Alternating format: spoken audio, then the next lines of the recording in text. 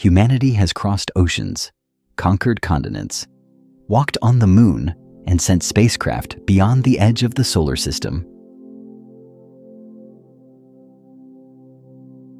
Yet, the closest star to Earth is still so far away that, with today's technology, reaching it could take longer than entire civilizations have existed. Today, you'll discover why our nearest stellar neighbor may be far beyond humanity's reach, and why the greatest obstacle isn't distance, but the brutal realities of the universe itself. Right now, the drive from New York to Los Angeles, 2,800 miles, 3 days behind the wheel, maybe 4.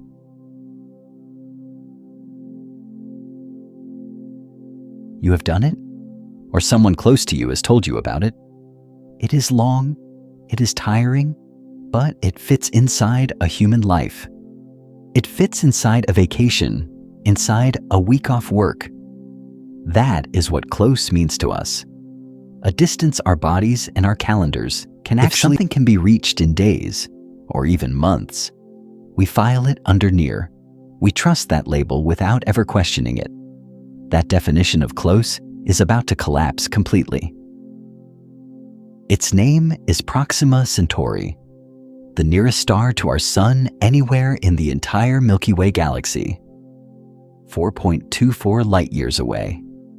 Said out loud, 4 sounds small.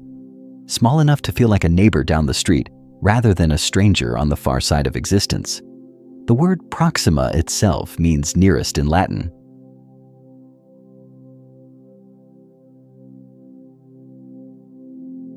Astronomers gave it that name for a reason. Among every star scattered across our galaxy, this one sits closer. A light year is not a casual unit of measurement. It is the distance light itself travels in 1 full year, racing through the vacuum of space at 186.24 light-years comes out to 40 trillion kilometers. 40 trillion, 208 billion kilometers, according to NASA's own measurements of this distance. The zeros alone are difficult to hold in your head, so let's shrink that number down to something you can actually picture on your own kitchen table. Take the distance between Earth and the Sun, roughly 93 million miles, and compress it down to the width of 1 single inch.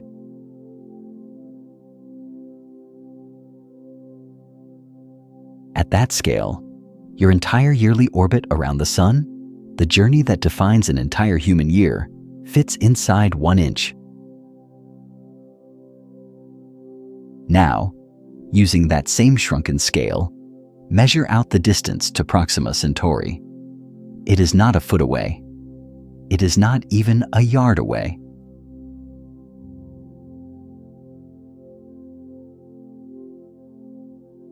It stretches out to 4.4 miles, 4.4 miles, just to reach the closest star to our Sun, on a scale where Earth's entire orbit fits inside 1 inch on a table. That is the true shape of nearest. Now bring in our fastest machine. The Parker Solar Probe, built by NASA, is the fastest object human hands have ever created. During its closest approaches to the Sun, it reaches speeds above 430,000 miles per hour. That is fast enough to cross the entire continental United States, from coast to coast, in under 25 seconds. It represents the absolute peak of human engineering. Decades of work compressed into a single streak of metal and heat shielding.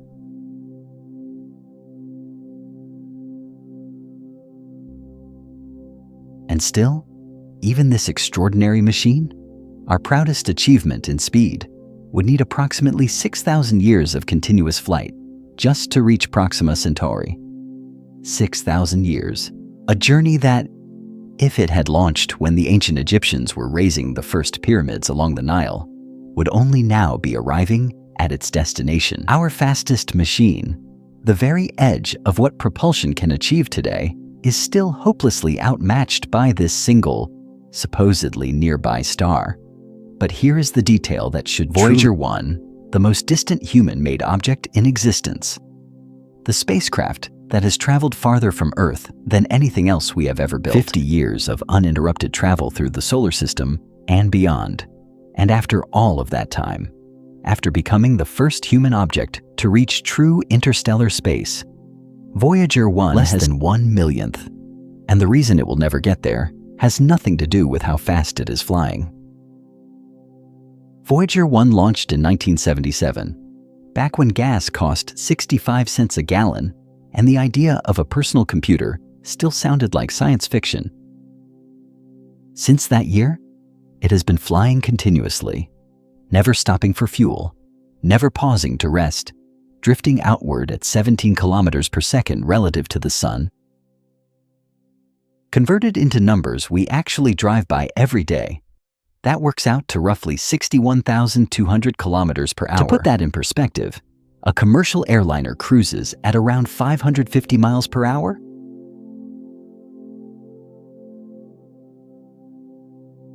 Voyager 1 is moving nearly 70 times faster than the plane that might have carried you to visit your grandchildren last Christmas.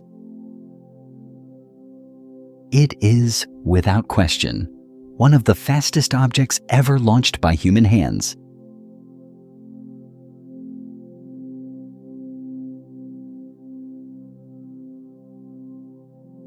And yet, according to NASA's own calculations, even at this blistering velocity, Voyager 1 would need more than 73,000 years. Let that number sit for a moment, because numbers this large tend to slide right past us without leaving a mark.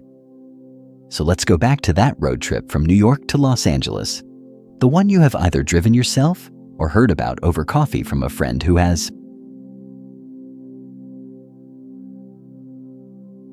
2,800 miles, 3 or 4 days behind the wheel? Now imagine that same road trip represents the entire journey. Voyager 1 has been flying for nearly 50 years already. Longer than many marriages, longer than most careers, longer than the entire adult life of anyone reading this. And on this scaled-down version of the road trip, after almost half a century of nonstop travel, Voyager 1 has covered a grand total of less than 2 feet.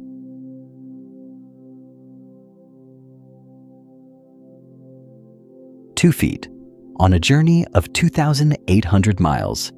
It has not even cleared the driveway.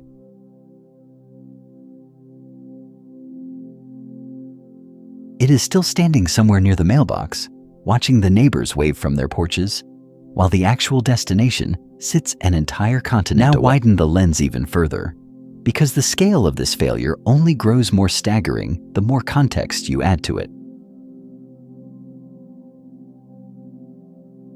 Modern humans, Homo sapiens, have existed for roughly 300,000 years. In that window, we invented written language, built the pyramids, crossed oceans. Voyager 1's journey to Proxima Centauri, at its current speed, would take 73,000 years to complete.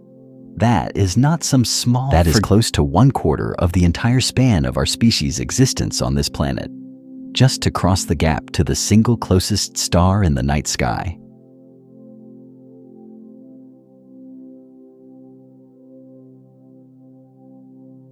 A star we like to call our neighbor. Here is the detail that makes the whole situation almost comically tragic.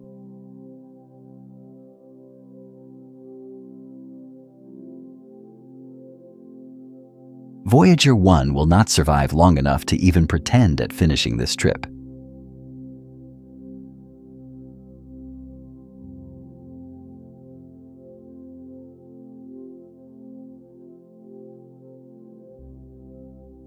It runs on a radioisotope power source, essentially a chunk of decaying plutonium that has been quietly losing electrical output year after year since the day. NASA has already been shutting down the spacecraft's scientific instruments one by one, switching off whatever it can to conserve the little power that remains. Engineers expect Voyager 1 to fall completely silent sometime between 2025 and 2036.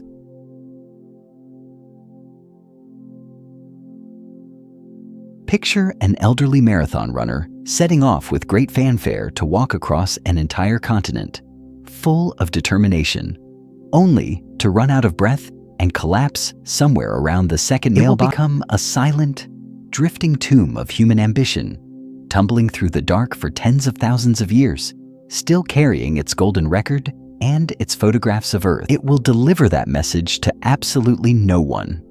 It will arrive nowhere, forever. So the problem is not— the problem lies in something far more fundamental.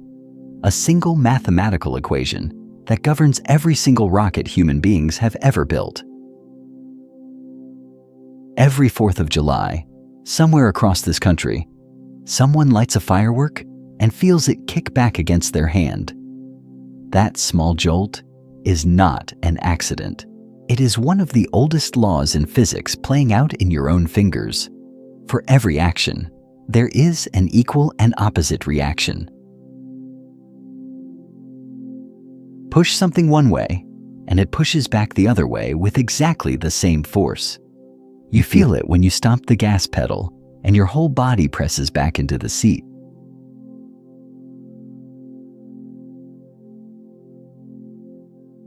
Isaac Newton wrote this law down more than 300 years ago, and it has never once failed. This is the entire secret behind every rocket ever launched. Burn fuel, throw the hot exhaust backward at tremendous speed, and the rocket gets shoved forward in return. Simple, elegant. And, as it turns out, devastatingly limited the moment you try to use it for something as ambitious as reaching another star.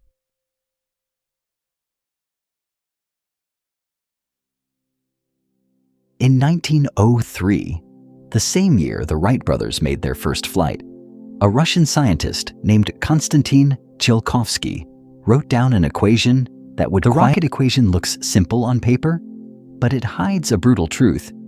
If you want a rocket to go faster, it needs more fuel. But fuel has mass. Mass that itself needs to be pushed forward, which means you need even more fuel just to carry that fuel.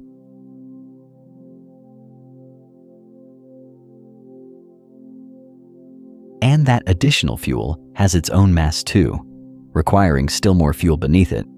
It is not a straight line of increasing cost. It is an exponential spiral, one that punishes ambition more severely the harder you push against it. Here is where the math turns almost absurd. To accelerate a small probe, something modest, around 1,000 kilograms, roughly the weight of a compact car, up to just 1% of the speed of light using ordinary chemical rockets, not the mass of Earth, not the mass of our Sun, not even the combined mass of every star in the Milky Way galaxy.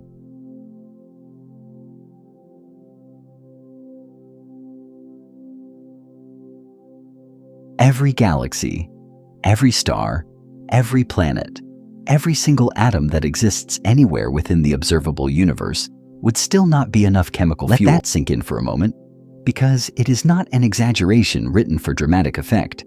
It is simply what the equation demands when you run the numbers honestly. Think of it this way. Imagine trying to fill up your car's gas tank for a long trip, except the gasoline itself turns out to be so heavy that you now need a tanker truck just to carry it. But that tanker truck needs its own fuel to move. So now you need an even bigger truck to haul fuel for the first truck.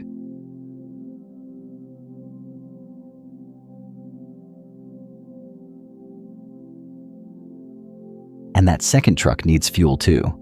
So you need a third truck behind it, then a fourth.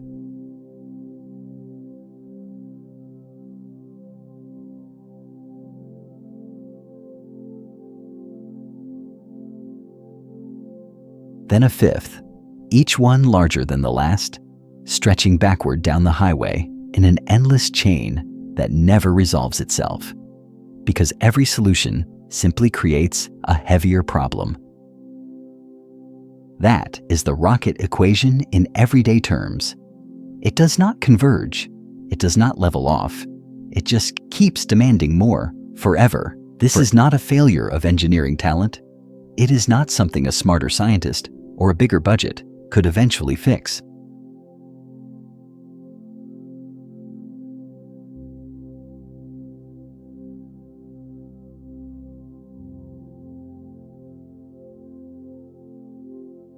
chemical combustion has a hard ceiling on how fast it can throw exhaust out the back of a rocket, somewhere around 2.7 miles per second.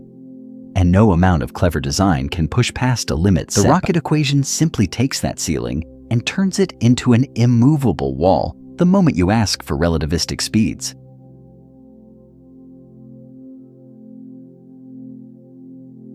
So, if chemical rockets are a dead end, where does that leave us?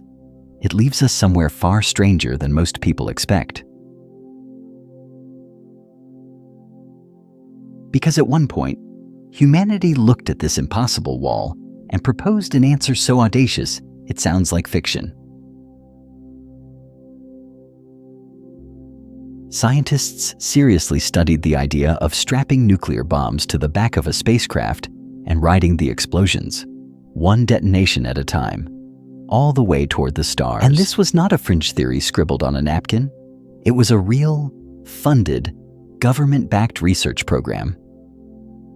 It was called Project Orion, and it emerged in the late 1950s at the General Atomics Laboratory in San Diego, where a team of serious physicists asked a question that sounded: what if, instead of containing nuclear energy inside a reactor, you simply detonated small nuclear devices behind a spacecraft, one after another? Freeman Dyson and Theodore Taylor, two of the finest physicists of their generation, spent years turning this concept into detailed, rigorous engineering plans.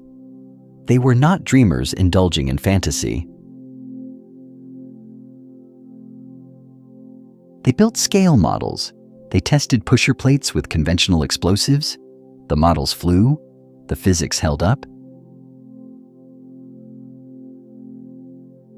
Calculations showed that a nuclear pulse ship could theoretically reach somewhere between 3 and 10% of the speed of light, performance that dwarfed anything chemical rockets could ever offer. The program only ended in 1963, not because the engineering failed, but because international nuclear test ban treaties made detonating real atomic devices in the atmosphere or in orbit politically. If riding nuclear explosions felt too extreme, scientists also explored a gentler cousin of the same idea: nuclear fusion. In the 1970s, the British Interplanetary Society conducted a detailed study called Project Daedalus, designing a theoretical two-stage spacecraft that would burn pellets of fusion fuel to reach a cruising speed of approximately 12% of the speed of light, enough to reach a nearby star system in roughly 50 years. On paper, it was elegant.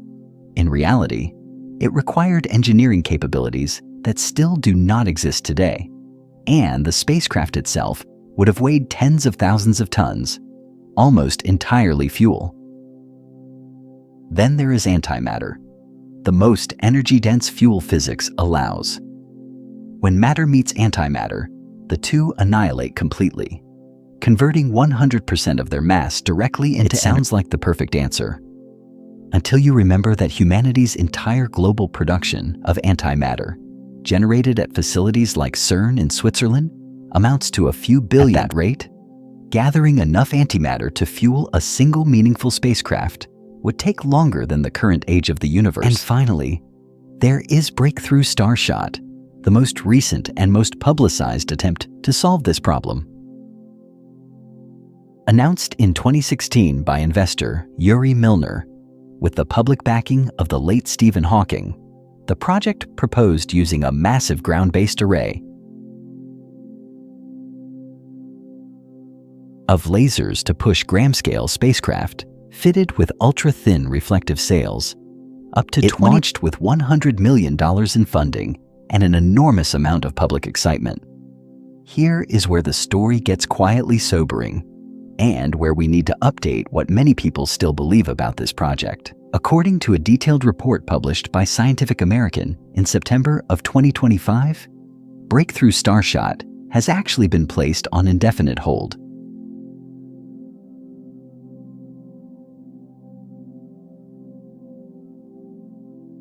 Despite that initial $100 million pledge, public accounting shows that actual spending came to roughly $4.5 million, spread across about 30 small research contracts. The meeting stopped. The funding dried up. There was no dramatic announcement, no press conference declaring failure. The project simply went quiet.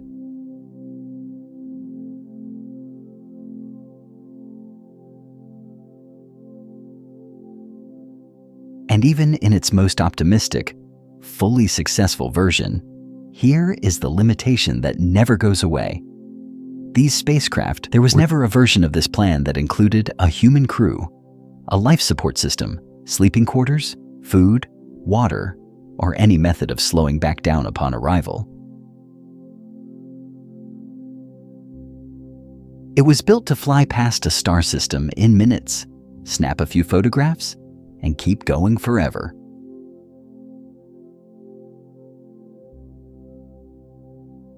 At this point, it is worth noting, with a touch of dark humor, that the only interstellar mission to ever actually receive funding and a public announcement was, functionally, nuclear bombs, fusion reactors, antimatter, and laser sails. Every single one of them remains either theoretical, abandoned, financially starved, or limited to objects lighter than a paperclip.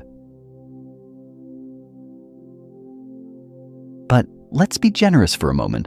Let's assume that somewhere down the line, decades or centuries from now, let's imagine your spacecraft, by some technological miracle, has reached the necessary speed and is now hurtling silently between the stars exactly as planned. The next problem waiting on the other side of that achievement is even more unforgiving than anything we have covered so far. How exactly do you stop? Think about the last time you drove on the highway and needed to brake hard. At 30 miles per hour, your car stops in a short, manageable distance, barely a thought. Push that same car to 60 miles per hour, and the stopping distance does not just double. It grows dramatically, demanding far more force, far more road, far more margin for error. Speed and braking are never a simple, friendly relationship. The faster you go, the more violently the laws of physics demand their price when you try to stop. Now take that same intuition and stretch it across 4.24 light-years of empty space. Because reaching Proxima Centauri was only halfway there. Here is the part most people overlook when they imagine interstellar travel. Flying to a destination and stopping at a destination are two completely separate. If your goal is simply to fly past Proxima Centauri b at full speed, snap a few photographs, and vanish back into the dark, but if you want to actually study that planet, orbit it, search its atmosphere, or one day set a human boot upon its surface, your spacecraft must decelerate once it arrives. And deceleration is not some minor afterthought tacked onto the end of the journey. It demands a quantity of energy equal to, and often greater than, everything required to accelerate. This is where the mathematics turns genuinely cruel. Remember the rocket equation from earlier, the one that punishes every additional ounce of speed with exponentially more fuel.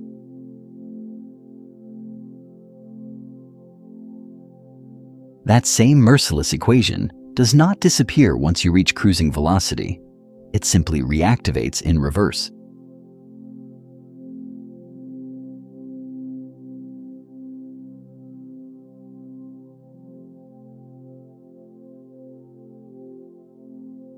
If you want to carry enough fuel on board to brake when you arrive, you must launch from Earth already carrying that braking fuel.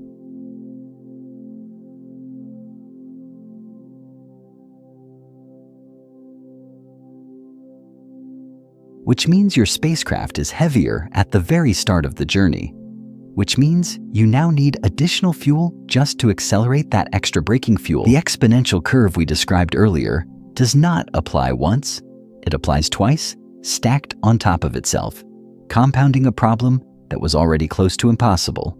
Picture it this way.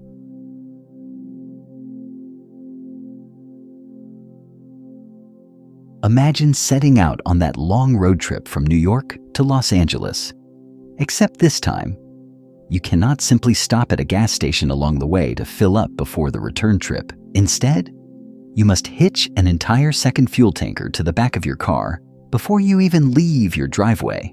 One tanker just to get you there, and a second, your car is now dragging double the fuel, double the weight, double the strain on every mile of highway beneath it, and you have not. That is what deceleration does to an interstellar spacecraft. It does not add a modest penalty. It roughly doubles the entire engineering challenge we already proved was staggering. This double burden explains why so many of the propulsion concepts we have already covered, the nuclear pulse ships, the fusion designs, the laser-driven sails, were only ever built around one half of the journey. Nuclear pulse propulsion was imagined as a way to reach a star system, not gently settle into orbit around one.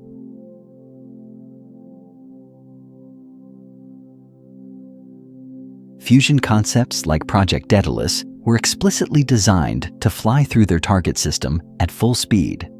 Gathering data even breakthrough star shots, laser-driven sails accelerated to 20% of the speed of light by light alone, have absolutely no mechanism to slow down once that push from Earth's lasers. They are built to fly through Proxima Centauri's system, not stay there, carrying fuel for both halves of the journey. The going and the stopping multiplies an already impossible mass problem into something closer to absurd. And every serious engineering study that has ever modeled a crewed interstellar mission keeps arriving at the same uncomfortable conclusion. So is there a way to slow down without carrying that second fuel tanker at all? There is, but it raises a problem even stranger than the one it solves. The concept is called a magnetic sail, and the idea behind it sounds almost beautifully simple. Instead of carrying a second mountain of fuel just to brake, a spacecraft could generate an enormous magnetic field around itself, one wide enough to interact. That interaction would create drag, a kind of invisible resistance pushing back against the spacecraft, gradually slowing it down using nothing but the destination's own environment.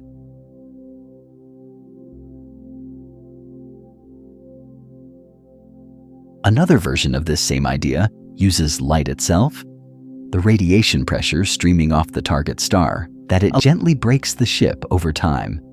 The same basic principle that pushes a sailboat forward, just working in reverse on paper.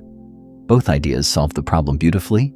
No second fuel tanker, no doubled mass, no reactivated rocket equation chasing you across 4.24 light years.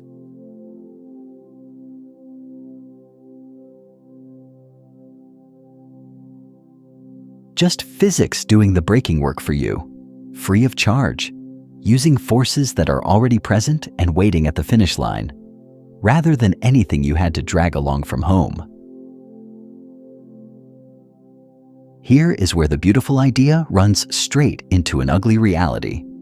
Neither of these braking methods has ever actually been tested at the kind of speeds an interstellar mission would require.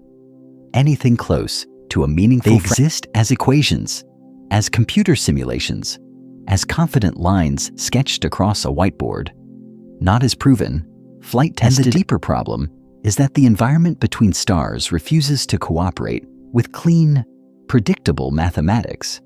The density of particles drifting through interstellar space changes, sometimes dramatically, depending on which patch of the galaxy your trajectory happens to pass through on the way there.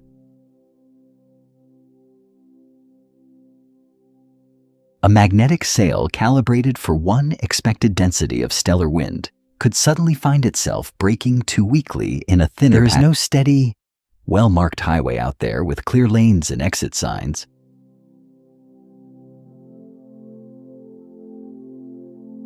There's only an unpredictable, constantly shifting medium that your braking system has to somehow read correctly and respond to in real time, every single time, with absolutely no room for error and no way to test a backup plan before you are already committed to the approach.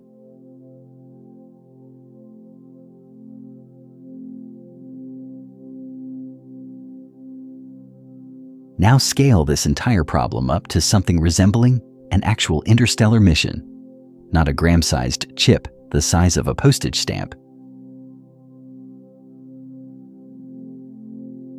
but a real spacecraft built to carry living human beings, complete with sleeping quarters, a closed ecosystem. A vessel like that could realistically weigh thousands of tons.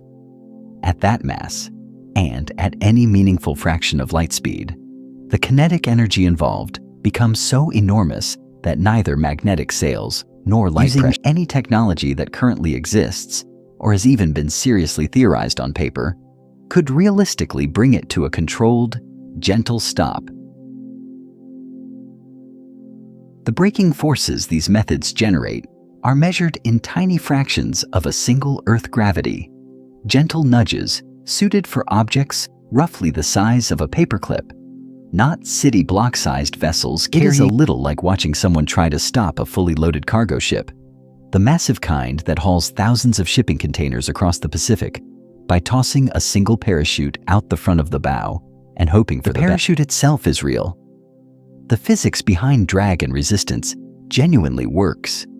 It is simply, almost comically outmatched. And here is the part worth sitting with for a moment, because it makes everything we have just described feel almost optimistic by comparison.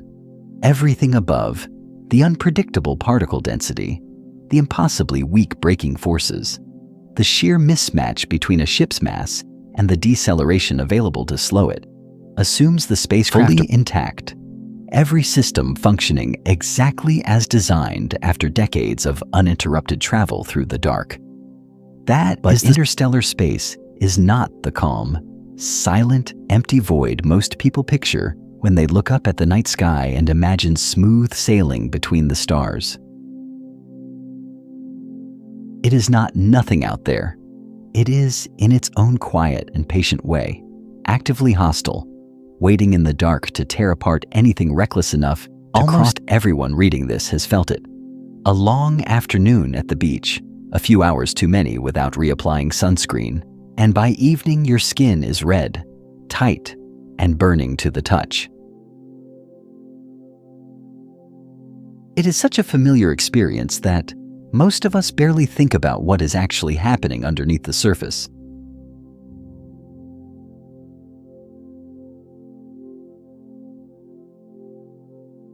Ultraviolet radiation streaming down from the sun is striking your skin cells directly, and your body, along with Earth's atmosphere and its protective has spent your entire life quietly absorbing the overwhelming majority of that damage before it ever reaches anything serious enough to matter. We protect ourselves. We put on sunglasses when the glare gets too sharp.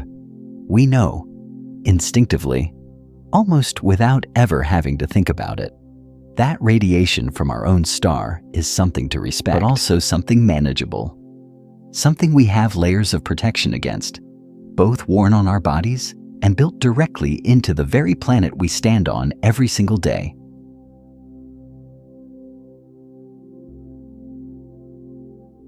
Now imagine stripping every single one of those layers away at once. All of them, no magnetic field deflecting the worst of it before it ever arrives, no sunscreen thick enough to matter, no sunglasses dark enough to help.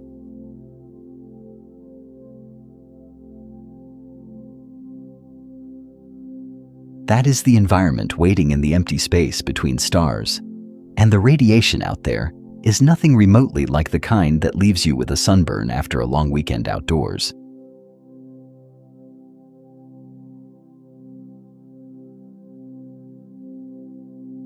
It is called galactic cosmic radiation, and it bears almost no resemblance to ordinary sunlight at all.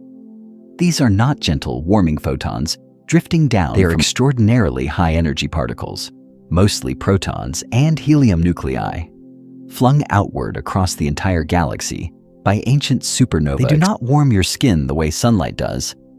They punch straight through it, straight through tissue, straight where the comparison to a sunburn completely falls apart, and where the real danger begins to take shape.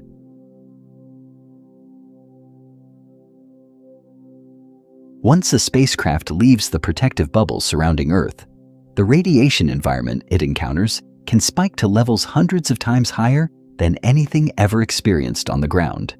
NASA's galactic cosmic rays carry enough energy to tear directly through the double helix structure of human DNA, causing breaks and mutations that the body's scientific studies examining astronaut health over long-duration missions have linked this kind of prolonged exposure to elevated cancer risk and measurable, lasting damage to the central nervous system.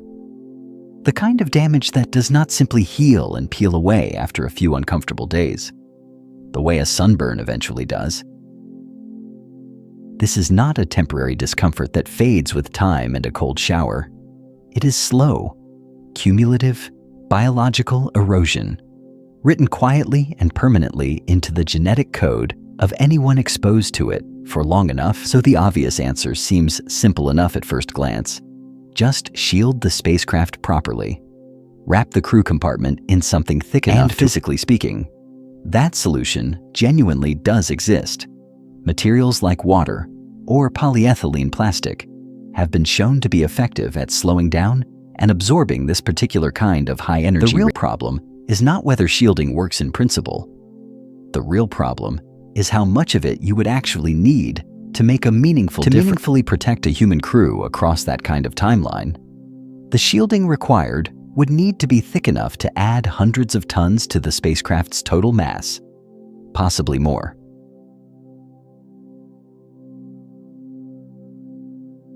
And if that number sounds uncomfortably familiar, it should, because we are right back inside the exact same. Every additional ton of shielding becomes additional mass that must be accelerated across 4.24 light years and then decelerated again on arrival, which means more fuel is required, which means even more mass added to the ship, which means the rocket equation reactivates all over again from scratch. This time, it is not triggered by ambition for speed or by the desire to shave years off a journey. It is triggered by the simple, basic, non-negotiable need to keep a human body alive long enough to actually use that speed once it has been achieved. Think of it like trying to protect an entire house from a violent, relentless hailstorm by pouring an enormous roof made of solid concrete, several feet thick. In theory, yes, a roof like that would successfully stop every single hailstone from ever reaching the rooms below it.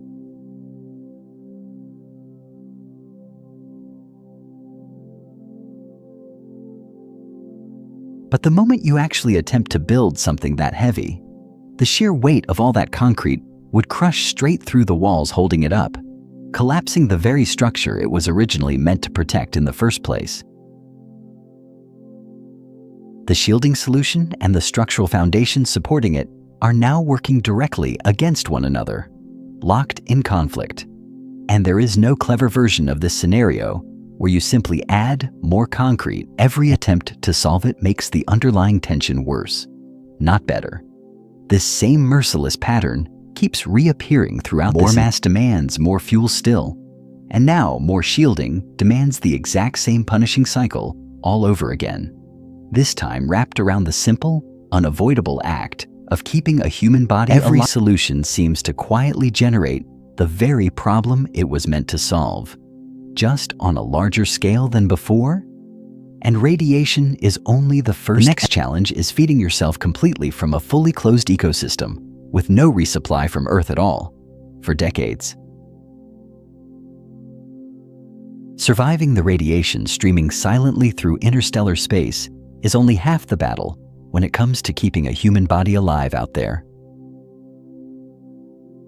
The other half is something far less dramatic sounding on the surface, but in many ways, equally unforgiving underneath. 3 things every single person on Earth takes completely for granted: available endlessly, refreshed constantly. An interstellar crew would have absolutely none of that built-in natural support waiting for them.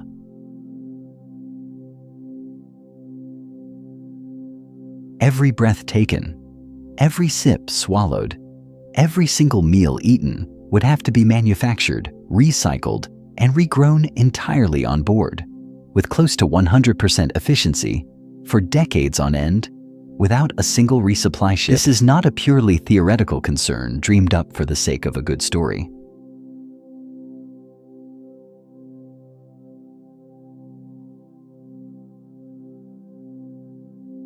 Humanity has actually attempted to test exactly this scenario, right here on Earth, under conditions far more forgiving than deep space could ever realistically offer. It was called Biosphere 2, a sealed glass and steel structure built out in the Arizona desert. In 1991, 8 researchers, nicknamed the Biospherians, sealed themselves inside for what was intended to be a full 2-year mission, recycling their own air and attempting to prove, once and for all, that a closed life support system could actually function the way engineers hoped it would.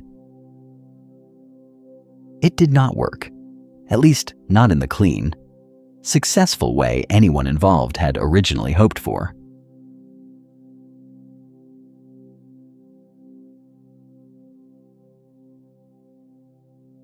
Within just a few months, oxygen levels inside the sealed structure began a slow, mysterious, and deeply concerning decline.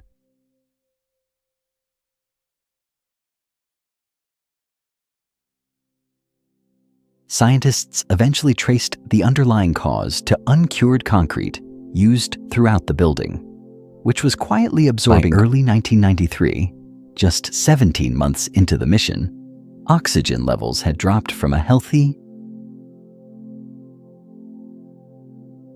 normal 20.9% all the way down to a genuinely dangerous 14.2%, roughly equivalent to breathing the thin air found at 13,400 feet of elevation.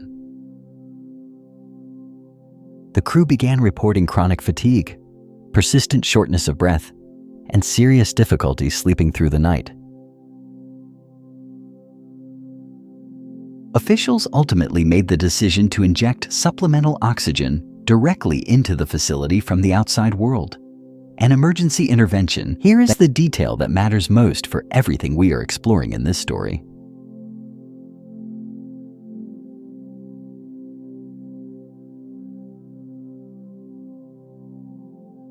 That intervention, pumping emergency oxygen in from the outside, is precisely the kind of rescue a real interstellar spacecraft. Biosphere 2 had the entire planet Earth standing right outside its glass walls, ready and able to step in the very moment the experiment turned genuinely dangerous for the people trapped inside.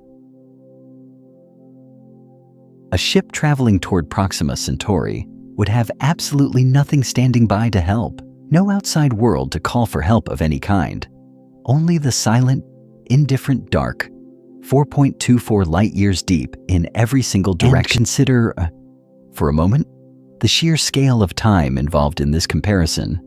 Biosphere 2's life support system began visibly failing within a matter of months and required inside what was meant to be a 2-year mission, built with the full resources, scientific expertise, and financial backing of contemporary Earth-based research, all working together. An interstellar mission would need that exact same kind of fully closed ecological system to function correctly, without a single critical flaw. If humanity could not maintain a perfect closed ecosystem for even 2 years, with engineers standing close enough to literally see through the glass walls, the idea of doing it flawlessly for an entire century, light years away from any conceivable help, clearly belongs in an entirely different category of difficulty altogether. There is also a smaller, almost darkly comic detail buried inside the official Biosphere 2 records that deserves a quick mention. As food production fell noticeably short of expectations during that difficult first winter, some of the Biospherians reportedly grew so hungry that they ended up eating. It is a small, deeply human moment buried inside an otherwise serious scientific record, but it teaches a genuinely important lesson worth remembering.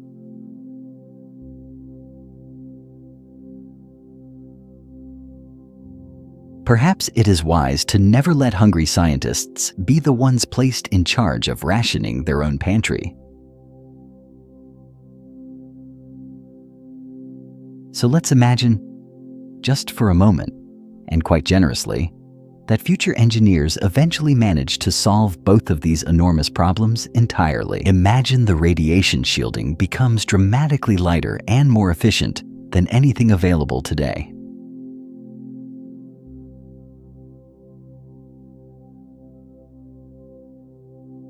Imagine the closed ecosystem becomes flawless, fully self-sustaining, capable of running smoothly for an entire century. But suppose technology has already solved both radiation and the ecosystem.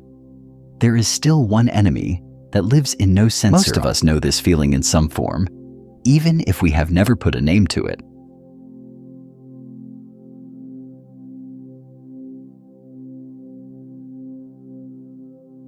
Maybe it was a long business trip that stretched on far longer than expected. Falling sick in a hotel room hundreds of miles from your own doctor, your own pharmacy, your own familiar hospital where your records were already on file and the nurses knew your name.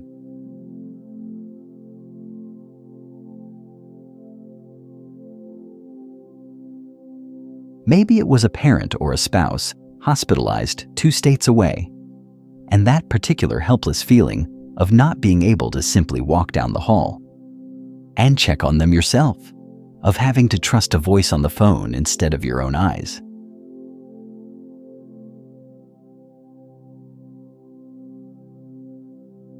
And for almost everyone over 50 in this country, there is a more recent memory layered on top of all of that.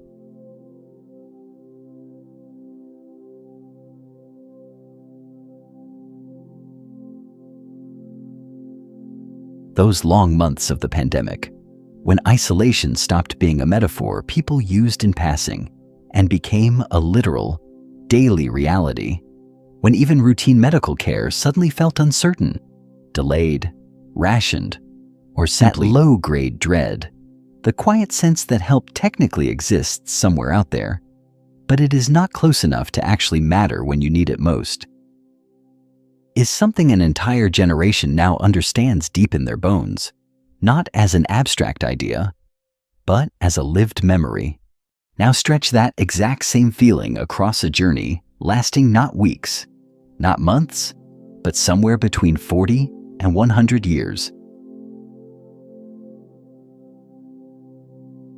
With no hospital waiting at the other end of a phone call, no hometown doctor who remembers your history, and no possibility of evacuation, ever, under any circumstances whatsoever. No matter how dire things, is the cold, unavoidable medical reality facing any crew attempting to reach Proxima Centauri.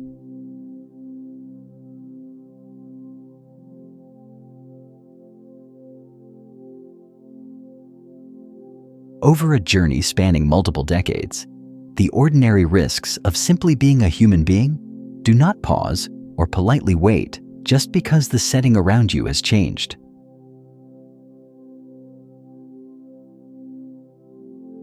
Injuries still happen, the same way they always have.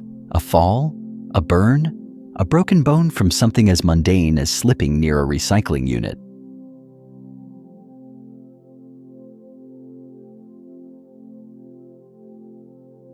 Cancer still develops, sometimes from causes entirely unrelated to the cosmic radiation we already discussed earlier in this story, simply because cells occasionally make mistakes no shielding can prevent.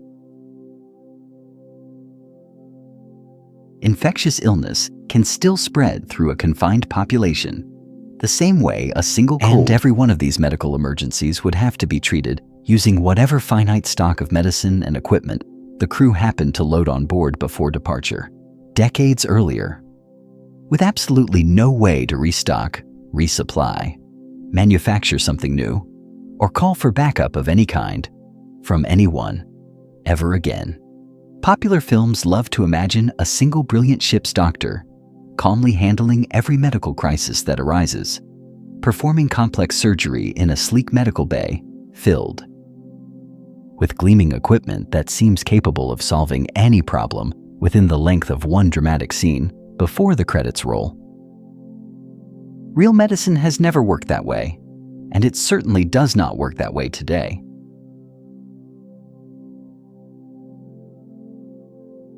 Modern healthcare on Earth depends on entire networks of specialists, advanced diagnostic machinery the size of small rooms, dedicated surgical teams trained for years in narrow specialties, and constantly updated pharmaceutical supply chains. Treating something as serious as late-stage cancer, or performing a complex organ transplant, or simply managing a major surgical complication that goes sideways requires resources and expertise that no single spacecraft, regardless of how thoughtfully it was equipped at launch. Medicine does not freeze in time the moment a ship leaves Earth's orbit and disappears into the dark.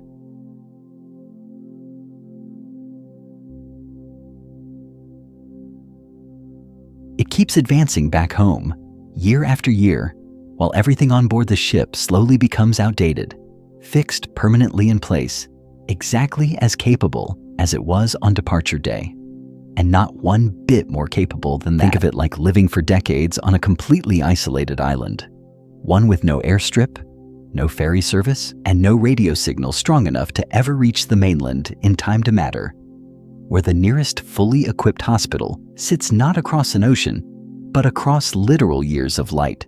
On that island, a broken bone might heal poorly, set at a slightly wrong angle with no specialist available to correct it.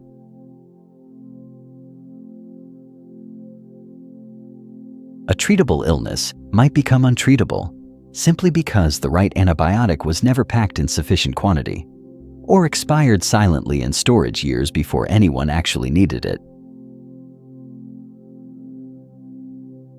A medical event that would be a routine, almost forgettable visit to urgent care back home could become an irreversible, life-altering crisis in deep space.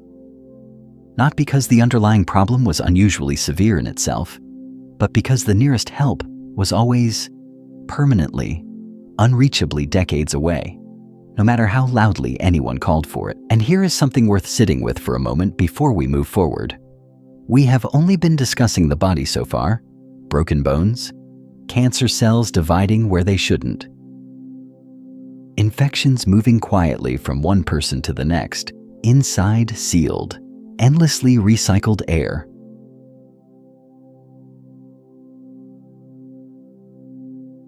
All of this is genuinely difficult, but it is at least familiar territory, the kind of risk doctors on Earth already study, document, and prepare for extensively. But the body is not the only thing under strain during a voyage like this, not by a long stretch.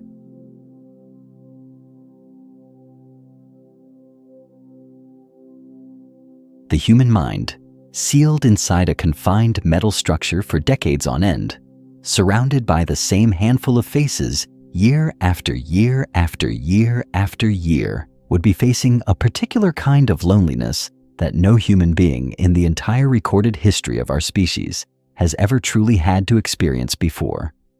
Not even close. There is a particular kind of isolation that has no real precedent anywhere in human history, and it begins the very moment a ship like this loses its real-time connection to Earth for good.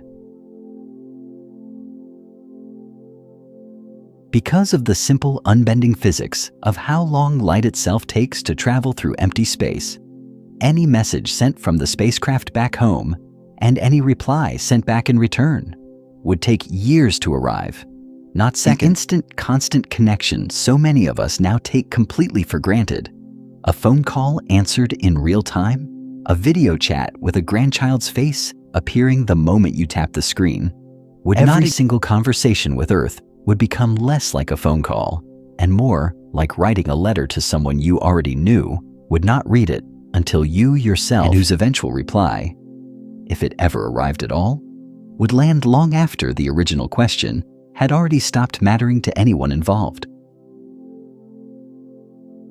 Layer onto that the simple, unavoidable physical confinement of the ship itself. The same handful of corridors, walked thousands of times until every scuff and seam becomes memorized. The same handful of faces, day after day, year after year, decade after decade, with no door leading outside, no escape valve from the same small group of people who happen to share your sealed metal world for the rest of your natural life.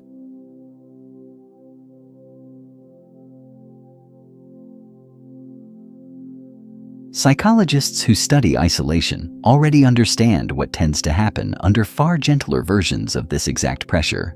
Smaller tension builds slowly at first, then faster.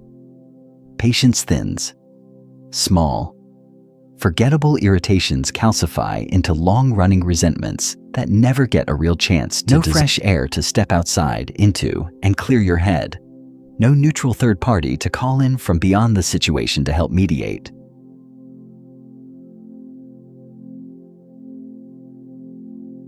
Now widen this problem from a single crew to an entire functioning society.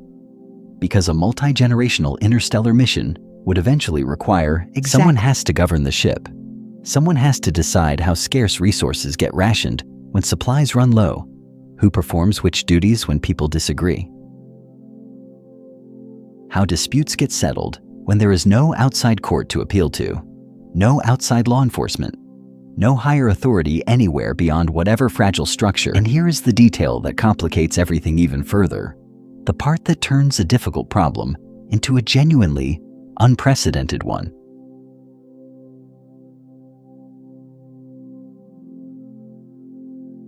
Several generations into the journey, the people actually living on board would no longer be the original volunteers who chose this mission willingly, with open eyes and a full understanding of what they were signing up. They would be the children, and then the grandchildren, and then eventually the great-grandchildren of those original volunteers, inheriting a voyage and an entire fate they had absolutely no say in choosing at any point.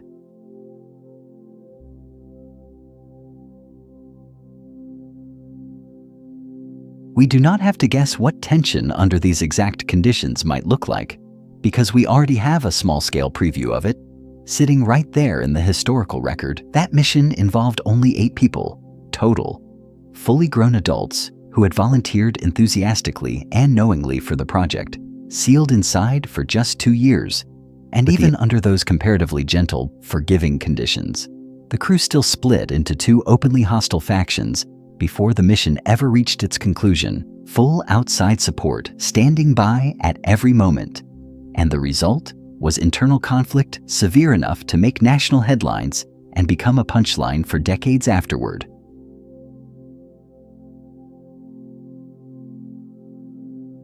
Now imagine that same fundamental human dynamic, but stretched across a sealed population of hundreds of people, sustained not for 2 years, but for an entire century or more, spanning multiple generations who never agreed to any part of it in the first place. If organizing a single Thanksgiving dinner can sometimes feel like assembling a delegate whose turn it supposedly is to host next year, try imagining the governance challenge of managing several hundred people, permanently sealed together for 100 consecutive years. And even if, against every reasonable expectation built into human history, this fragile society somehow manages to hold itself together peacefully, generation after generation. This one does not come from human emotion at all.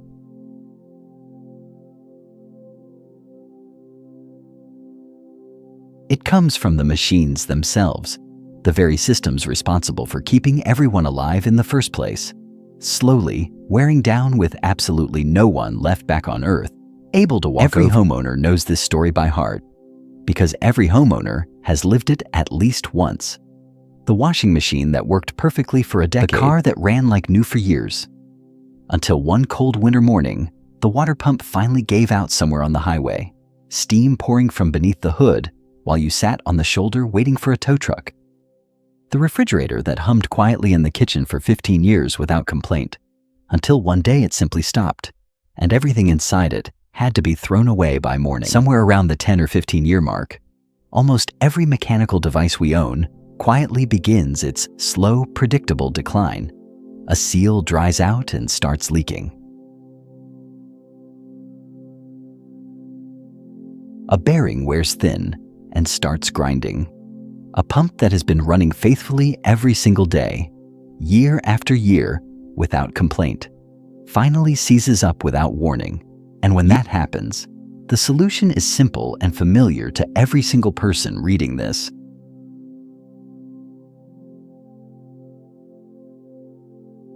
You call a repairman, and within a day or two, someone shows up with a toolbox and a working knowledge of exactly what went wrong.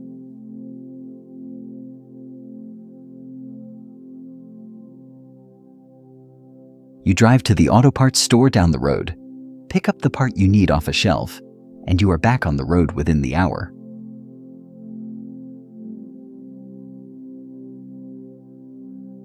You order the replacement part online and it arrives within the week, sometimes the very next day. Mechanical failure, in our everyday lives, is an inconvenience worth grumbling about over dinner, not a catastrophe worth losing sleep over, because help, in one form or another. Now take that same inevitable wear and tear, the same slow mechanical decay that touches absolutely everything we build, and place it inside a sealed, the nearest repair shop, the nearest spare parts shelf, the nearest human being with any ability to help, and will continue sitting there, unreachable, for the rest of your life, and the lives of your children, and your children's children after them. A real interstellar vessel, the kind capable of actually keeping a human crew alive across a journey lasting 40 to 100 years, would need to be staggeringly complex on a mechanical level. We're not talking about a single washing machine, or a single car engine, or even a whole house full of appliances working together.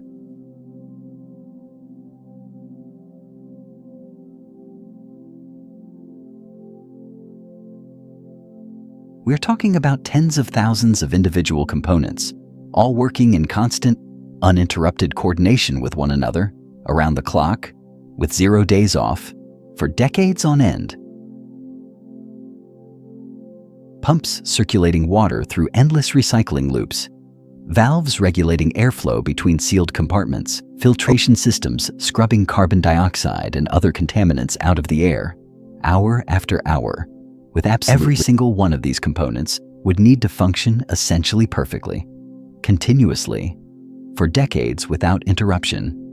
Because in deep space, out there, next week might not exist for the people depending on that part. Here we already have real-world evidence sitting in low Earth orbit, just a few hundred miles above our own heads. Right now, as you read this, the International Space Station, one of the most meticulously engineered structures humanity has ever built, with some of the finest aerospace engineers. Regular resupply missions arrive from Earth every few months, carrying fresh parts, fresh equipment, fresh food, and fresh expertise packed neatly into a cargo capsule. It also benefits from a constant, real-time stream of communication with mission control, teams of engineers on the ground watching every gauge and every reading. Ready to walk astronauts through complicated repairs the very moment something starts to go wrong, sometimes in the middle of the night, sometimes urgently. And despite every single one of those advantages, despite decades of careful refinement, despite billions of dollars in funding, and some of the most talented engineering minds alive keeping it running, pumps have failed unexpectedly. Cooling systems have developed leaks that needed immediate attention. Air recycling. This is happening on a spacecraft that receives fresh supplies on a predictable, regular schedule, with the full, attentive support of mission control listening in around the clock. It still breaks down anyway, again and again, despite every advantage modern engineering can offer it. Now, remove every single resupply missions, ever again, for the remainder of the journey. No engineers sitting on the ground monitoring telemetry in real time. No fresh parts quietly arriving on a cargo capsule next month, or next year, or ever again at all. Just the crew themselves, whatever spare parts they happened to load onto the ship before launch decades earlier. And an entire vessel's worth of slowly aging machinery that somehow has to keep functioning perfectly, indefinitely, with absolutely no outside help of any kind. Think of it this way, because this is a scenario every person who has ever driven across this country can genuinely picture.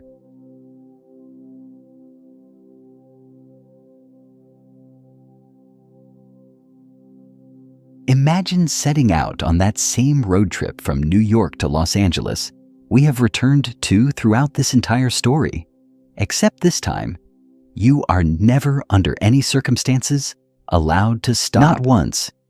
Not for gas. Not for a flat tire. Not for a single oil change.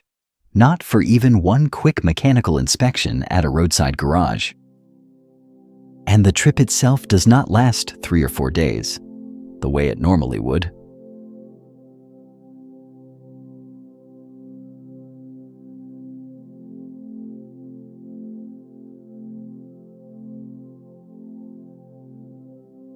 It lasts decades, continuously, without ever once pulling into a single garage, without ever passing a single auto parts store, without one mechanic anywhere. Every strange new noise the engine starts making somewhere around year 12. Every warning light that flickers on across the dashboard during you alone are responsible for diagnosing and fixing it, using only the tools and spare parts you happened to throw into the trunk before you ever left your driveway. With absolutely that is the mechanical reality awaiting an interstellar spacecraft. Except instead of an engine and 4 tires, it is tens of thousands, all of which must function correctly at the same time, all of which are quietly aging on the exact same unforgiving timeline, all of which are equally impossible to simply. And here is the detail that truly separates this scenario from anything our species has ever actually experienced. Even on the loneliest, longest road, when your car breaks down on a real highway back home, somewhere in the back of your mind, even in the worst moment of frustration, you know that help technically exists out there, somewhere within reach. A tow truck could physically reach you within the hour. A part could be shipped overnight if it absolutely had to be.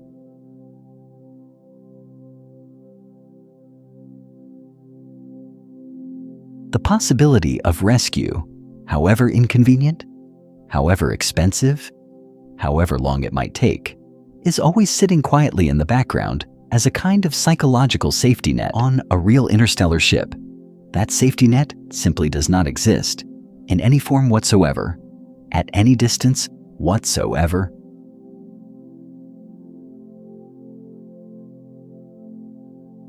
When a critical component fails on a spacecraft traveling toward Proxima Centauri, there is no version of events, no matter how creative or hopeful. The distance involved is not measured in highway miles, or shipping days, or even months.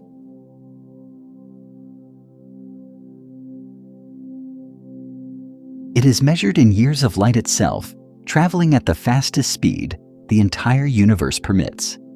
Which means even a simple radio message asking for advice would take years just to arrive at its destination, let alone receive a reply.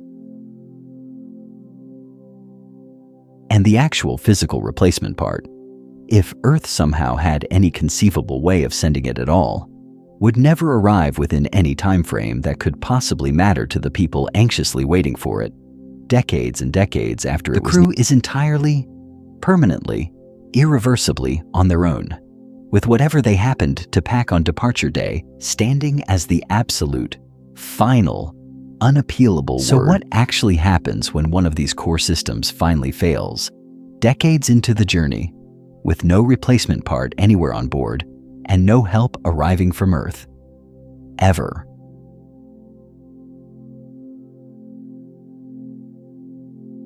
The answer is rarely sudden.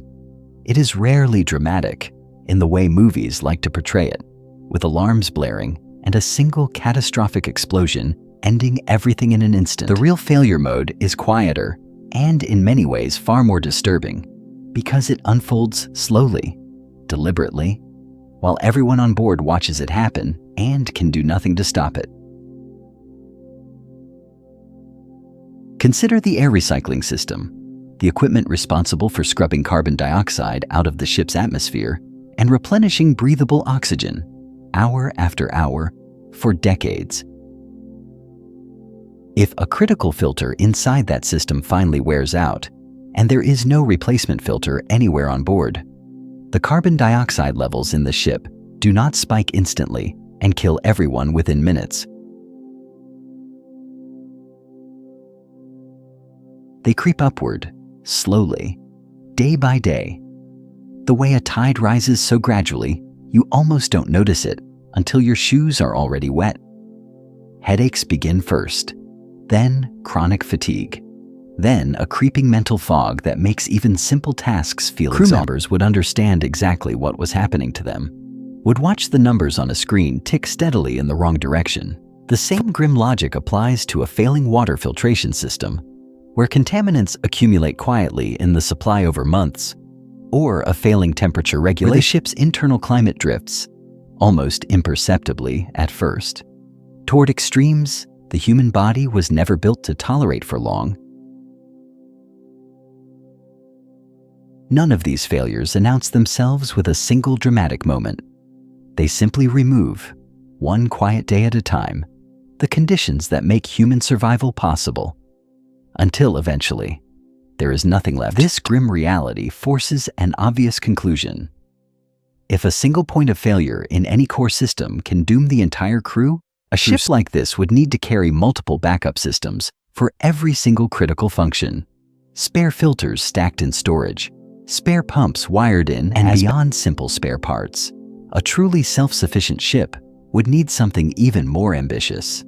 A miniature manufacturer. Because no spare parts closet, no matter how large, could possibly anticipate every single failure that might occur across 40 and here is exactly where we find ourselves, walking straight back into the same trap that has haunted this entire story from the very beginning. Every spare filter adds mass. Every backup pump adds mass. Every sheet of raw manufacturing material, every spool of wire, and every mass. As we already established when we examined the Tsiolkovsky rocket equation earlier in this story, is never free.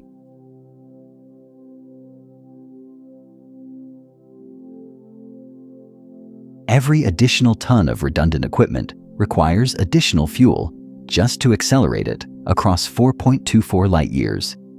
And then additional exponential curve that punished ambition for speed, and then punished the need for radiation shielding, now punishes the simple, unavoidable necessity of carrying enough spare parts. There is no version of this ship that escapes the rocket equation.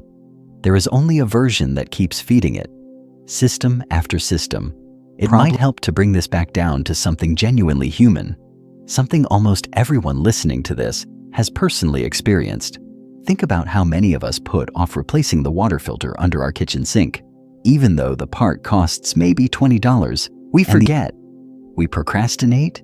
We tell ourselves we'll get to it next weekend, and then the weekend after that, sometimes for months at a stretch.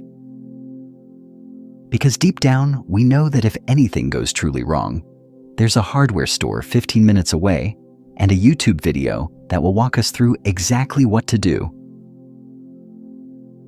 Step by step, filmed by someone who has done this exact repair 100 times before. Now imagine being handed that same basic task, replacing a critical filter, except you are 4.24 light years. There is no YouTube video because no one has ever performed this exact repair. It means the slow, irreversible decline of everyone you have ever known. So let's pause here and offer this story every possible benefit of the doubt. The same generous assumption we have extended at the end of nearly every challenge so far. Let's imagine that future engineers somehow solve every single problem we have walked through together. Perfect propulsion that requires no impossible fuel mass. Perfect deceleration without a second. Perfect radiation shielding that adds negligible weight. A flawless closed ecosystem that runs for a century without failure.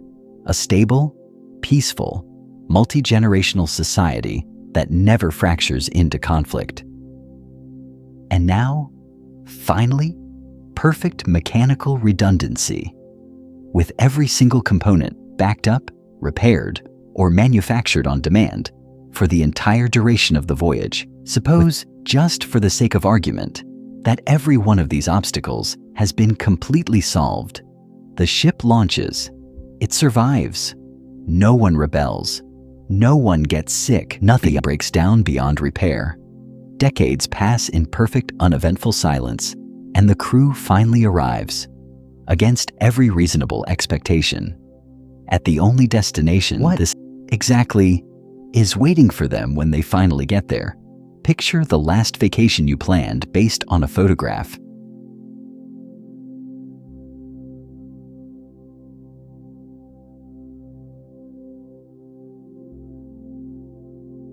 Maybe it was a beach resort somewhere warm and inviting, the kind of image you spotted in a travel magazine or scrolled past on a website.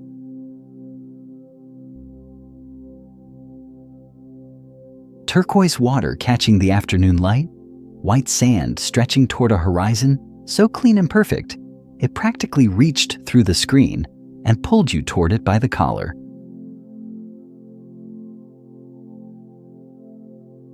You made the reservation, you packed the bags, you sat through the flight, collected your luggage, found your way to the maybe, if you were lucky, reality matched the photograph almost perfectly.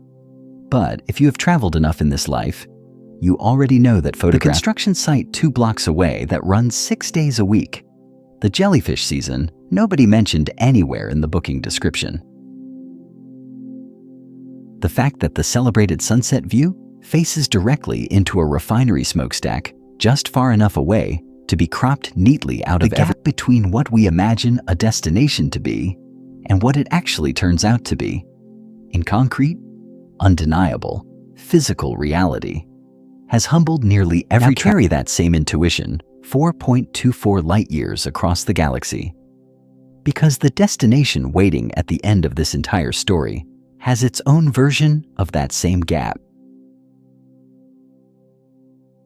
And the gap, in this case, is not measured in jellyfish or construction noise or an inconvenient smokestack.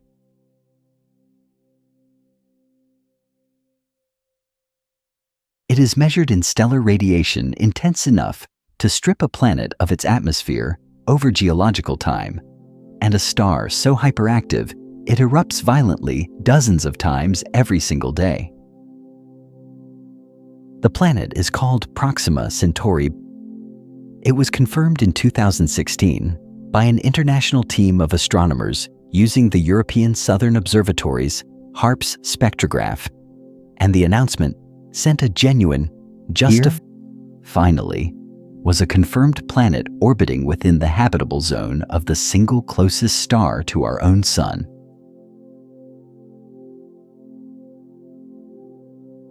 Minimum estimated mass of approximately 1.06 times that of Earth, close enough in size to feel familiar.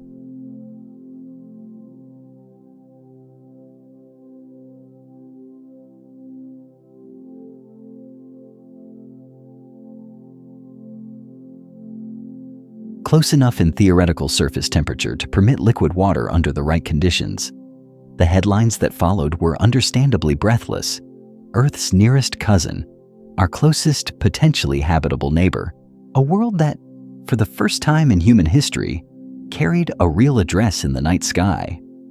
But the details that accompanied it, and the accumulating body of research published in the years since, paint a picture considerably more complicated than those early headlines ever fully captured. Because the star this planet orbits is not our sun, and that difference matters more than almost anything else about the entire situation. Red dwarfs are the most common variety of star in the Milky Way, accounting for roughly 70 to 75% of every star that exists in this galaxy. They burn cooler, dimmer, and far longer than our sun, some of them persisting on the main sequence for hundreds of billions of years. On the surface, a long-lived, dim, stable star sounds like a hospitable host for a potentially habitable planet.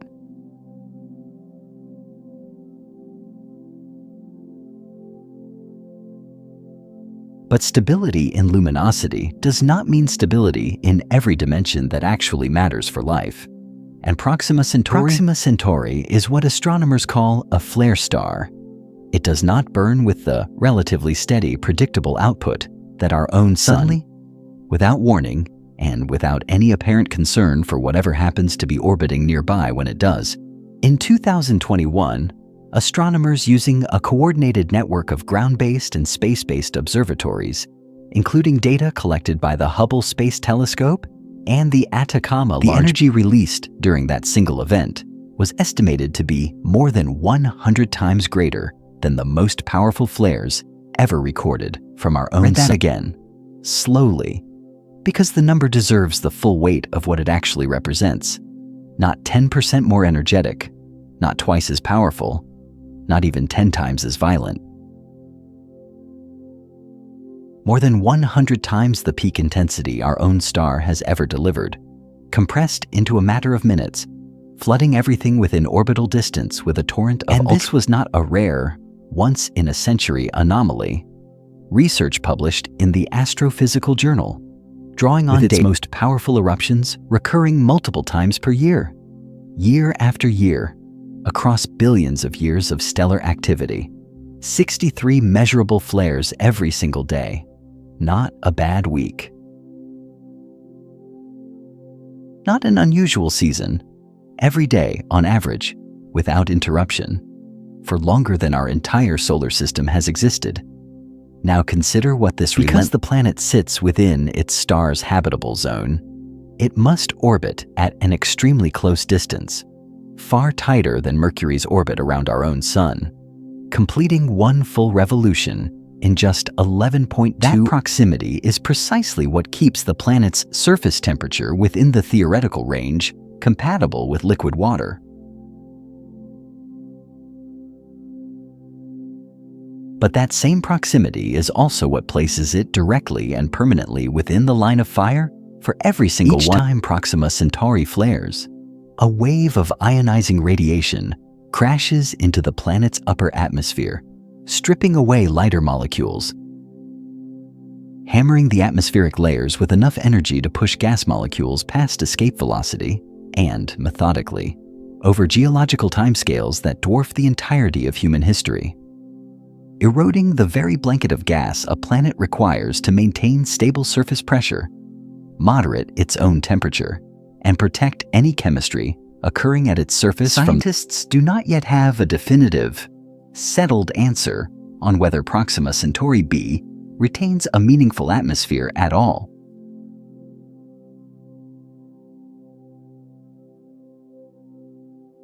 Some modeling studies suggest that under this level of sustained bombardment across billions of years, the planet may have lost the overwhelming majority of its original atmospheric mass, leaving behind a bare, airless rock baking directly under the unfiltered output of a hyperactive star.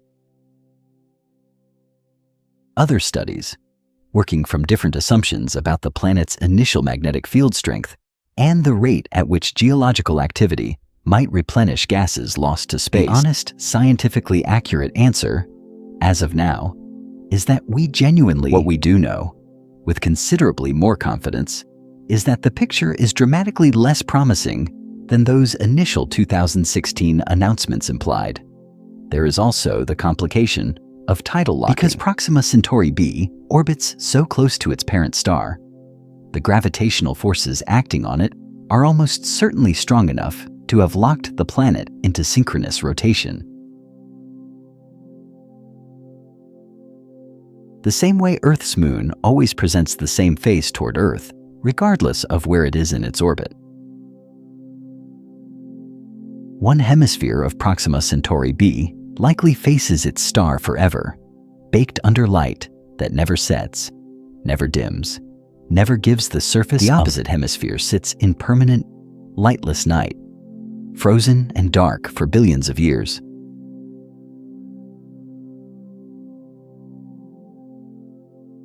If any atmosphere survives at all, the violent temperature gradient between these two permanent extremes would drive winds of ferocious intensity across the boundary between them,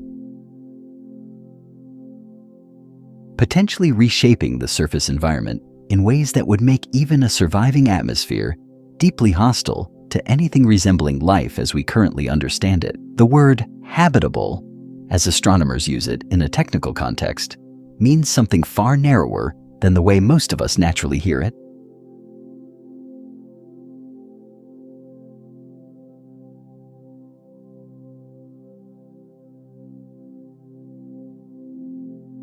It means only that a planet falls within the temperature range where liquid water could theoretically exist under the right conditions. It does not mean comfortable. It does not mean breathable. It does not mean safe. It does not mean alive. It means possible under a specific and carefully bounded. So here is the honest portrait of the destination at the end of this entire journey, assembled from the best available science.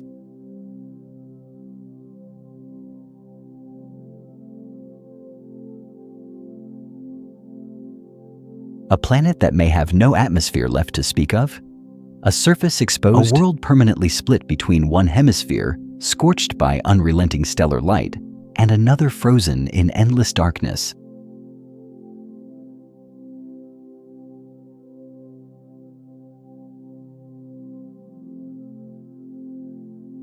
Orbiting so close to its parent star that a single year there lasts 11 Earth days. And every one of those days arrives with another barrage of radiation that our own planet's atmosphere. It is a little like spending everything you have, planning for years, traveling farther than any human being has ever traveled in the history of our species.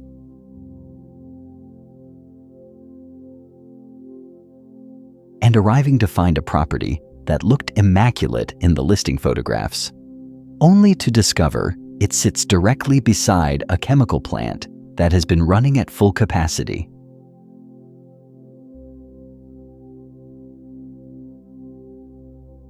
Without a single shutdown, for 4 billion years, and shows absolutely no sign of slowing down. The Milky Way holds between 200 billion and 400 billion stars, and the evidence from missions like NASA's Kepler Space Telescope and its successor TESS suggests that rocky planets' inhabitable zone. The search is real, and the scientific case for continuing it remains strong and well-founded.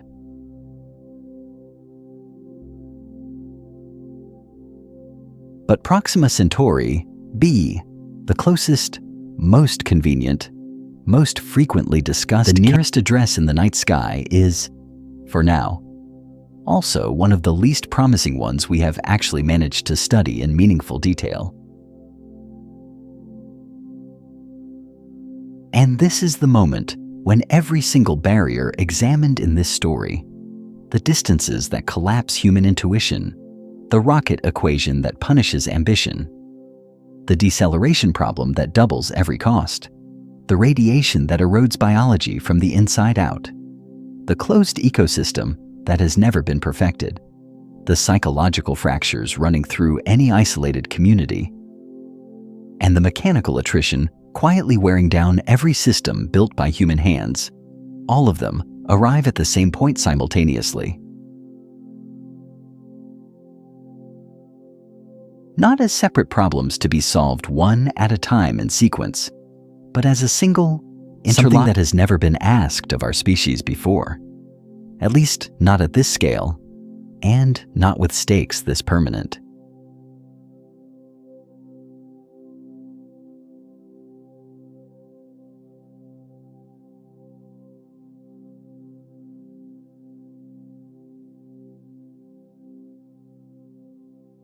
The question of whether humanity can reach Proxima Centauri is no longer really a question about propulsion technology alone. It never was. It is a question about what kind of civilization we are willing to become. Pull back for a moment. Step away from the star, away from the planet, away from the radiation counts and the atmospheric models and the 11.2-day orbital period. Step back far enough to see the entire shape of what this story has actually been describing, all the way from its beginning.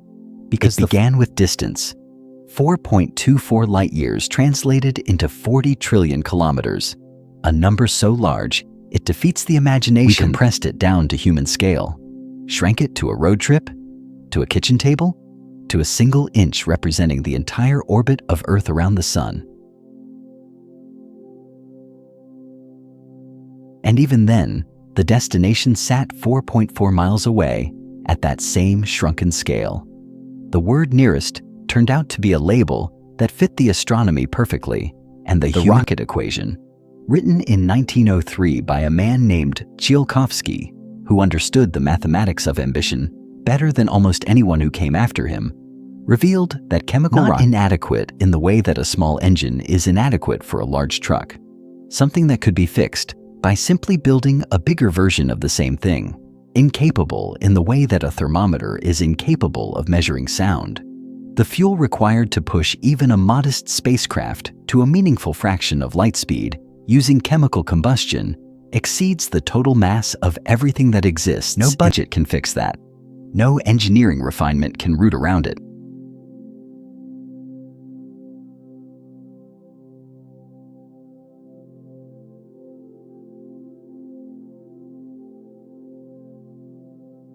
Nuclear pulse propulsion, fusion drives, antimatter, laser sails. Each one offered a genuine theoretical improvement, and each one arrived carrying its own set of limitations. Breakthrough Starshot, the most publicized attempt of the modern era, quietly spent $4.5 million of its promised $100 million, produced 30 small research contracts, and stopped holding meetings. Propulsion was the second wall. Behind the propulsion wall stood deceleration, which turned out not to be a smaller, easier version of the same problem, but an equally enormous one stacked directly on top of it. Arriving at Proxima Centauri at full speed and flying past it in a matter of hours was never a human mission. Actually stopping, orbiting, studying, and potentially setting a human presence in that system required braking energy equal to or greater than the energy spent accelerating in the first place, which meant the rocket equation applied twice, simultaneously, compounding an already impossible mass calculation into something that made every serious engineering study of the problem arrive at the same conclusion. Magnetic sails and light pressure braking exist as elegant solutions on paper, unverified at relativistic speeds, dependent on an interstellar medium, and completely mismatched in scale against the mass of any vessel large enough to sustain human life across a century of travel. Deceleration was the third wall. Biology arrived next, and it was quieter than the engineering problems, but no less absolute.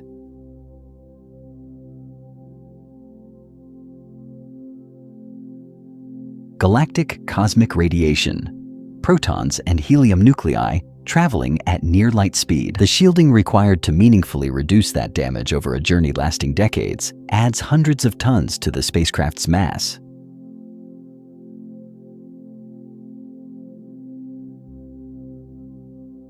Which reactivates the rocket equation all over again. This time, not in service of speed, but in service of the simple biological requirement. And behind the radiation problem stood the closed ecosystem problem, the need to recycle every molecule of air and grow every calorie of food for 40 to 100 consecutive years without a single critical failure and without a single resupply shipment ever arriving from anywhere.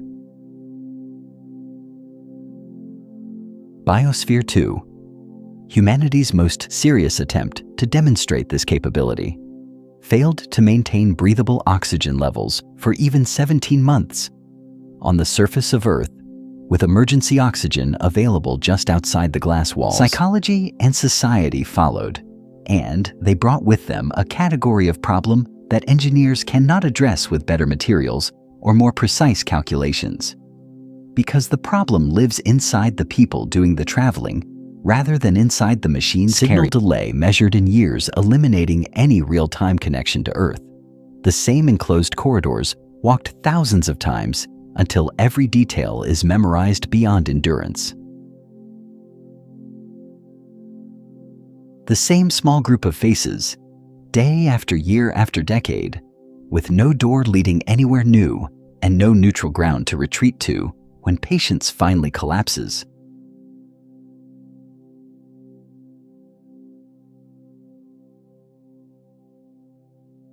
And across multiple generations, the emergence of people born into a voyage they never chose, inheriting with absolutely no outside authority available to appeal to and no outside world to turn toward. Biosphere 2's 8 volunteers on Earth for 2 years, with full outside support, split into hostile factions before the mission concluded. Psychology and society were the fifth wall. Mechanical reliability came after that. The slow, inevitable entropy of tens of thousands of interconnected components that must operate. The International Space Station, the most sophisticated human habitat ever placed in orbit, with regular resupply missions and constant real-time support from engineers on the ground. Remove the resupply missions. Remove the ground support. Remove the possibility of any outside help of any kind. Quiet declines. Carbon dioxide creeping upward. Water purity drifting in the wrong direction. Temperature regulation losing its precision. Each one a deterioration that the crew can watch happening and cannot stop, because the part that would fix it was never packed, or was used years ago and never replaced, or simply cannot be manufactured with what is available on board. Mechanical endurance was the sixth wall, and then the destination itself turned out to orbit a star that erupts more than 60 times per day, with flares documented at more than 100 times the peak intensity ever recorded from our own sun. A planet likely tidally locked into permanent day on one hemisphere and permanent night on the other, possibly stripped of its atmosphere over billions of years by the relentless radiation of a hyperactive red dwarf, possibly reduced to a bare airless rock baking under direct stellar bombardment with no shelter of any kind waiting for the crew that spent a century crossing the void to reach it. The destination was the seventh wall, not 7 independent problems that a sufficiently determined civilization could address in sequence, knocking them down one at a time until 7 walls that are structurally connected to one another, load-bearing against each other, so that solving one tends to make the adjacent ones harder rather than easier. More shielding means more mass, means more fuel, means more rocket equation, means more structural weight. The chain does not break in one clean place. It holds together and it pulls back. Here is what none of this means. It does not mean interstellar travel is impossible in some fundamental, permanent sense, written into the structure of reality by a law of nature that cannot be appealed.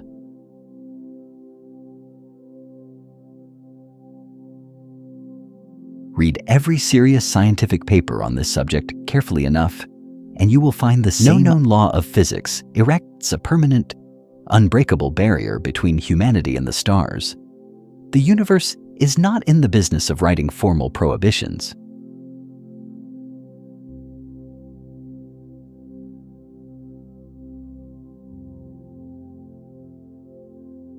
What it does instead is something quieter and, in its own way, more humbling.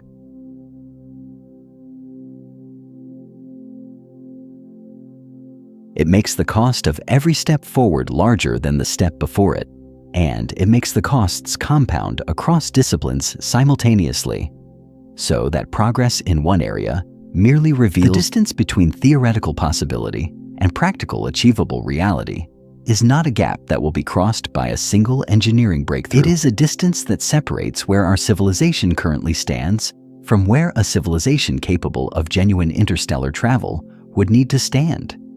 And the transformation required is not the invention of a better rocket. It is a reorganization of what humanity is able to do, in aggregate, across every relevant field. Consider the scale of what this comparison actually asks of us. When our ancestors crossed from hunter-gatherer societies into the first agricultural civilizations, the change was not accomplished by one person who figured out how it unfolded across thousands of years of accumulated practice, failed experiments, social reorganization, and the slow multi-generational buildup of knowledge that no single individual ever fully possessed or could ever fully transmit. When the Industrial Revolution remade the material conditions of human life, it did not arrive because one engineer built a better water wheel. It arrived because centuries of accumulated scientific thinking, institutional development, energy infrastructure, and economic reorganization finally reached a threshold where transformation became possible and then inevitable. Reaching the stars would require a transformation of at least comparable scale, probably larger, almost certainly longer, and with stakes more permanent than anything our species has because the people sent on that journey cannot come home if the civilization that sent them changes its mind halfway through. So the question that frames the beginning of the answer, the question that everything in this story has been quietly building toward,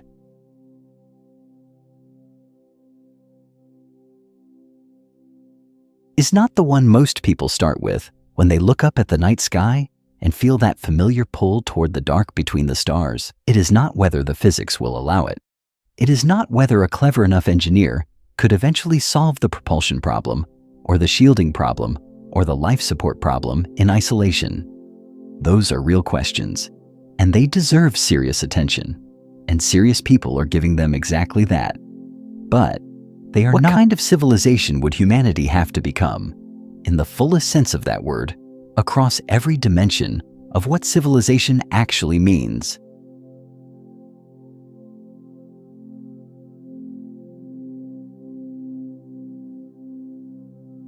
To make a genuine interstellar mission not just theoretically conceivable, but actually achievable and survivable, and worth the cost of everything it would demand from every generation involved in making it happen, is the question the night sky has been asking us, quietly and patiently, for as long as human beings have been standing outside in the dark and looking up.